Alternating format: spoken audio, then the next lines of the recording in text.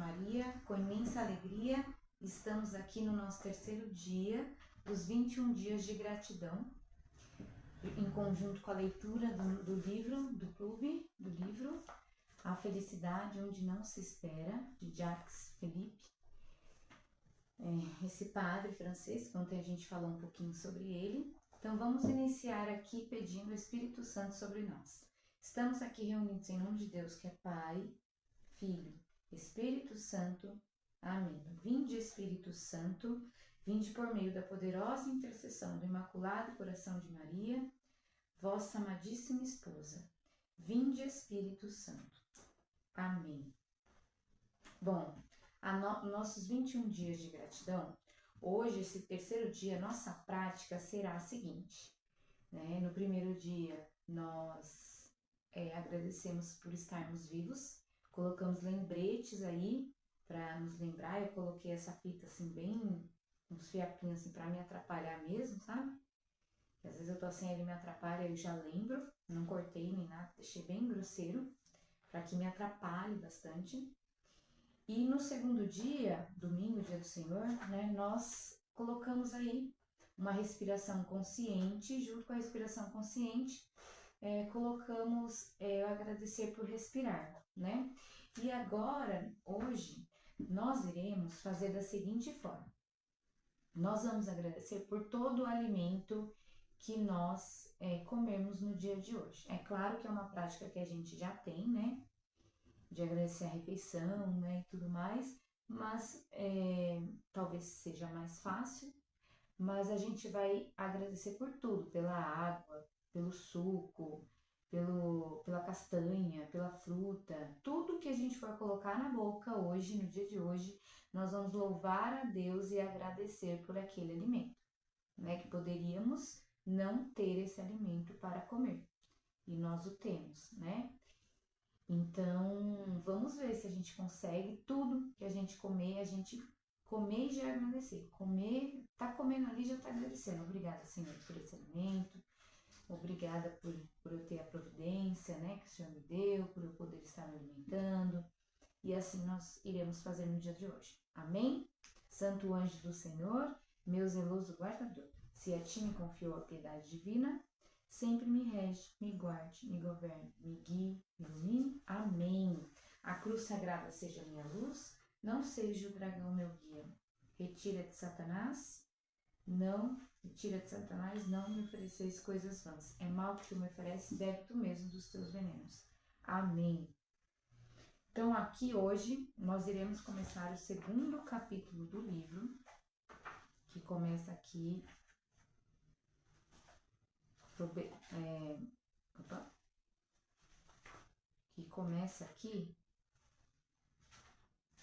na página 27, tá?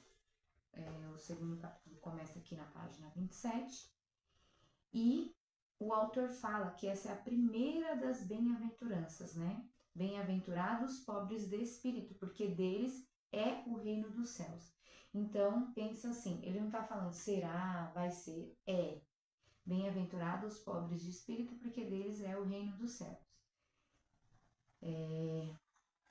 E aí tem outras traduções, né? Bem-aventurados que têm coração de pobre, bem-aventurados que têm alma de pobre. São algumas traduções da palavra, né? Essa primeira, ele fala aqui no livro que essa primeira bem-aventurança é a origem de todas as outras, tá? Seria fácil mostrar que cada uma das que seguem, de certa forma, de pobreza de coração. Cada uma das outras que existem, de certa forma, segue essa linha da pobreza do coração. No centro do Evangelho e da pessoa de Jesus, há um mistério de pobreza que é absolutamente essencial e sem a qual não se está dentro de uma lógica cristã. Vós conheceis a bondade do vosso Senhor Jesus Cristo, sendo rico, se fez pobre por vós, a fim de vos enriquecer por sua pobreza. Está lá em Coríntios, na carta de São Paulo aos Coríntios. No entanto, isso não é fácil de entender. Mesmo no âmbito da vida espiritual, quase sempre raciocinamos em termos de riqueza, de acumulação, de aquisição de certos bens. É preciso tempo e experiência para aprender a verdadeira e a profundidade desse texto. existe uma pobreza negativa, que é a miséria material ou moral de vida interior, que deve se combater, tá vendo, gente? Eu até anotei aqui, não sei se minha caneta.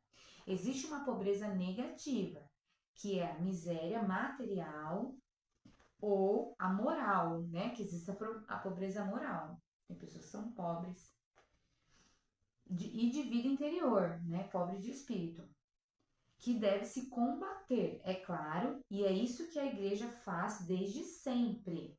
No entanto, há também uma pobreza que é boa, fonte de vida e de alegria, a qual Jesus nos convida e da qual os santos dão o seu testemunho. Não nos existe alegria compatível de gozo, a verdadeira pobreza de espírito. Em que consiste essa pobreza? Vamos simplificar em uma frase, ele coloca assim, né? Na liberdade de tudo receber de graça e de tudo dar de graça, certo?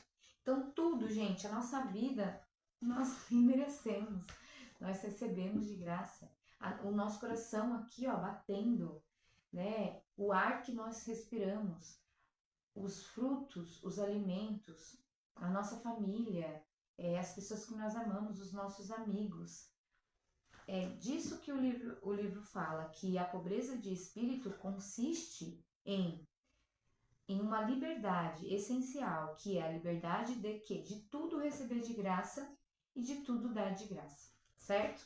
Então, hoje, para eu não me prolongar, que hoje eu hei de conseguir, nós iremos fazer aqui, né, esse entendimento sobre a pobreza de espírito com umas perguntinhas iniciais. Para a gente, no dia de hoje, só hoje, assim, nós passarmos o dia refletindo, tá? Para depois a gente se aprofundar mais na pobreza de espírito.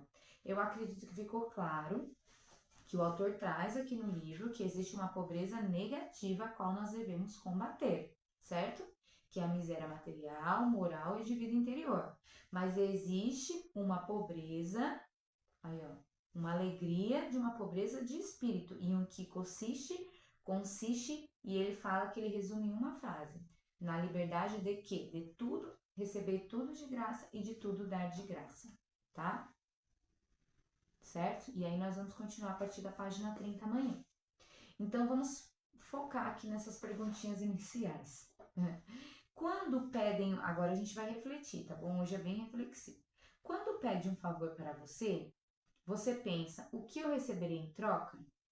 Ou você pede um favor para você, você simplesmente faz aquilo que dá para você fazer? Pensa aí. Quando eu estou numa discussão, quero a todo custo convencer que eu estou certa e ter a última palavra. Você vê no que consiste a pobreza de espírito? Eu estou numa discussão e eu quero a todo custo ter a razão e ter a última palavra. A gente é assim ou não?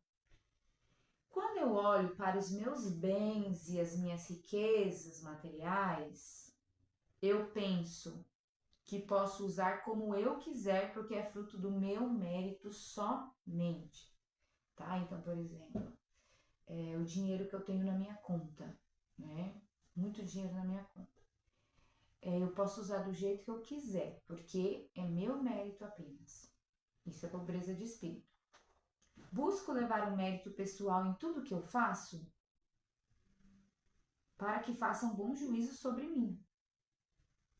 Certo? Então, por exemplo, aqui que nós estamos fazendo, não somos nós, é o Espírito Santo santificador que está nos iluminando e santificando.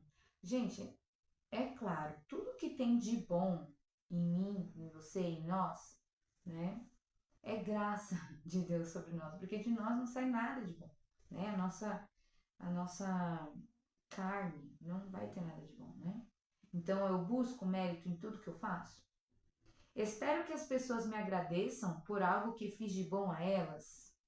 Me apego a isso é muito forte, né? Porque na verdade, é isso que a gente fica esperando, né?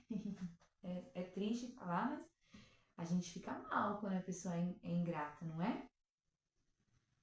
Não podemos. Se alguém me pede algo emprestado, tenho dificuldade de dizer sim. Então, sabe que isso aqui é muito especial. Você me pede emprestado, sei lá, essa cruz aqui. Ah, me empresta para eu fazer um enfeite, alguma coisa assim, uma decoração. Sabe que isso daqui eu tenho um apego. Eu tenho um apego e eu não gosto de emprestar. Só que eu não empresto. Entendeu? Se alguém me pede algo emprestado, eu tenho dificuldade de dizer sim, tenho zelo exagerado pelos meus bens, isso eu não empresto. Entendeu? Será que eu faço isso? Eu perco o sono pensando em enriquecer, ou sonho demais em ser rico para ter liberdade financeira e comprar tudo que eu quiser. Tenho sonhos materiais e me apego a eles. Exemplo, preciso disso para zerar a vida, né? Por exemplo, assim, né? Tem gente que, assim, vamos falar assim, na questão empresarial, né? Que a gente sabe que é muito difícil, né? A pessoa que é autônoma, né? Empresária. A gente sabe que no Brasil, sei lá, no mundo, eu só conheço o Brasil, mas sabe o quanto é difícil ser empresário no mundo. Mas se a gente não passar pelos desafios da nossa vida, como que a gente vai experimentar a providência de Deus, né?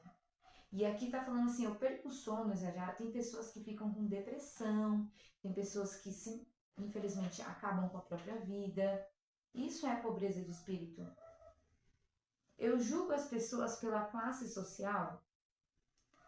Se é alguém importante, eu trato melhor e eu sou mais simpática.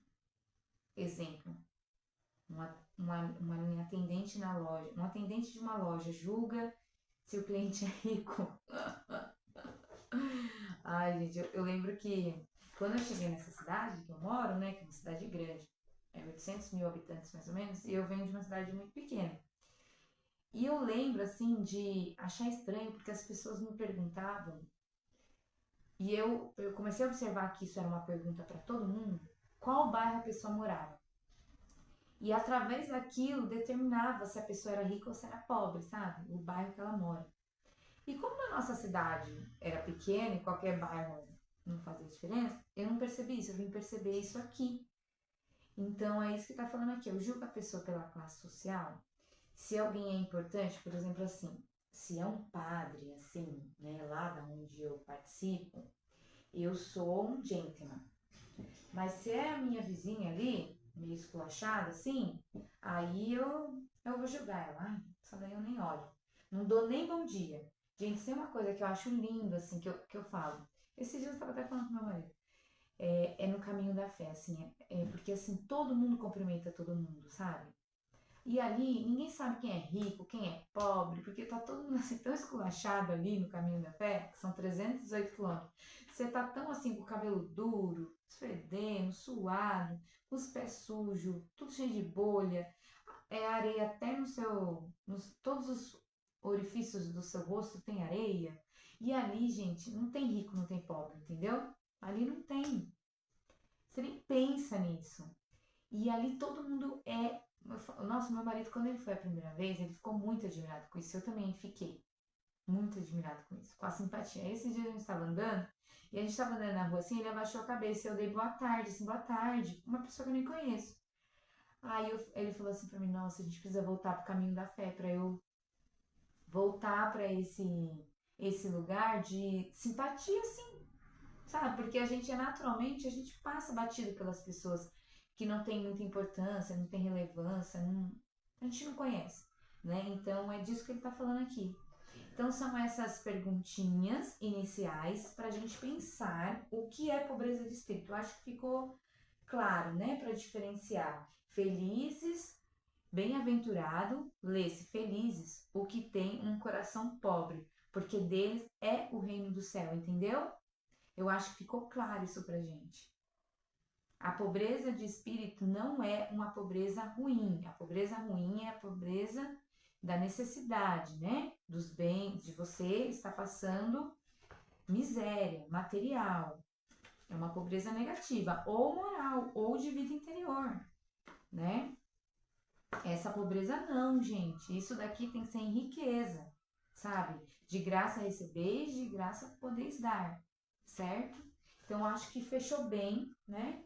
Esse inicial aqui sobre a bem-aventurado, felizes. E, gente, como nós somos felizes no caminho da fé? Sério, eu acho que assim, é uma experiência que todo mundo deveria viver na sua vida. Porque lá a gente não tem nada. Dessa última vez que nós fomos, nós não tínhamos nem água. Mas assim, a gente viveu da providência e apareceu. E as coisas aconteciam, sabe? Miraculosamente. A gente experimentava a providência divina no pouco, no nada, sabe? Então eu acho assim, todo mundo precisa viver uma experiência dessa, para você entender que a gente consegue ser feliz com pouco. Nós somos felizes quando nós somos verdadeiramente pobres de espírito. Por isso a bem-aventuranças a gente lê felizes, tá? Porque tudo isso aqui que eu li para vocês, isso nos tira a felicidade, tá? Quando eu estou numa discussão, eu quero convencer a todo custo de que eu sou dono da verdade. Eu olho para os meus bens e para a minha riqueza e vejo que é tudo por meu mérito. Eu busco julgar os outros pelo que eles têm.